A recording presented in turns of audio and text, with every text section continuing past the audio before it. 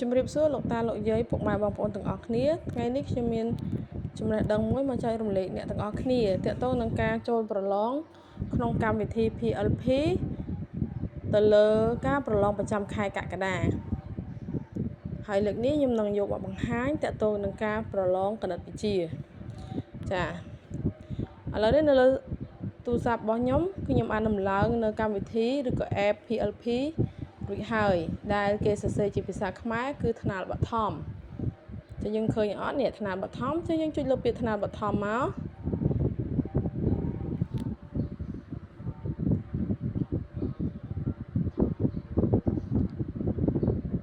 យើងរងចាំបន្តិចអូខេឥឡូវនេះវាចូលមកដល់កម្មវិធីថ្នាលបឋមហើយវាមានអក្សរថាចូលគណនីមានន័យថាយើងអត់បានបញ្ចូល QR code កូនរបស់យើងចូលក្នុងកម្មវិធីហ្នឹងទេដើម្បីបញ្ចូល QR code កូនរបស់យើងចូលក្នុងកម្មវិធីហ្នឹងបានគឺយើងត្រូវចុចលើអក្សរចូលគណនីដែលជាអក្សរតូចៗនៅផ្នែកខាងស្ដាំហ្នឹងបន្ទាប់មកយើងចុចលើអក្សរ scan QR ហើយបន្ទាប់មកយើងចុចលើអក្សរជ្រើសរើស QR ដែលនៅផ្នែកខាងក្រោមគេបង្អស់ហើយបន្ទាប់មកយើងចុចជ្រើសរើស QR code កូនរបស់យើងពេលដែលយើងចុចជ្រើសរើសវាចេញសញ្ញា tick បន្ទាប់មកយើងចុចទៅលើអក្សរអង់គ្លេស DONE done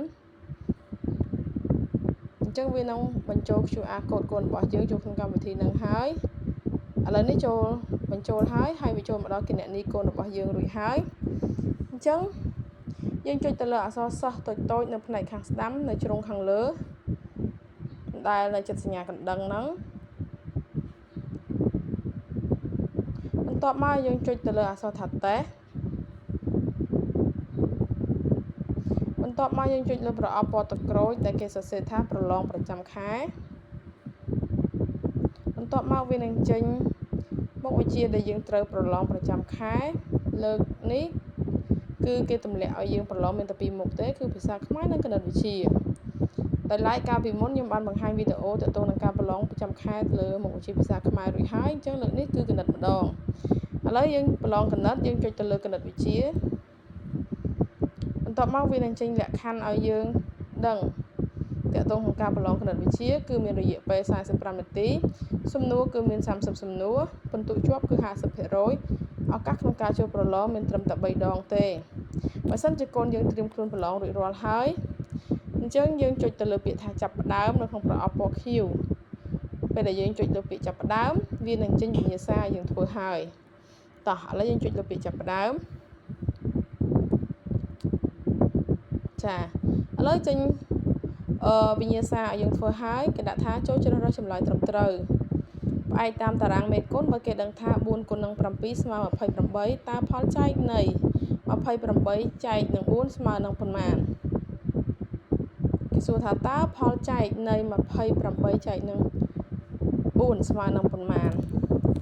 គេដាក់តារាងឲ្យយើងមើលប៉ុន្តែការជ្រើសរើសចម្លើយគឺនៅក្នុងប្រអប់4ខាងក្រោមគឺមានលេខ7 28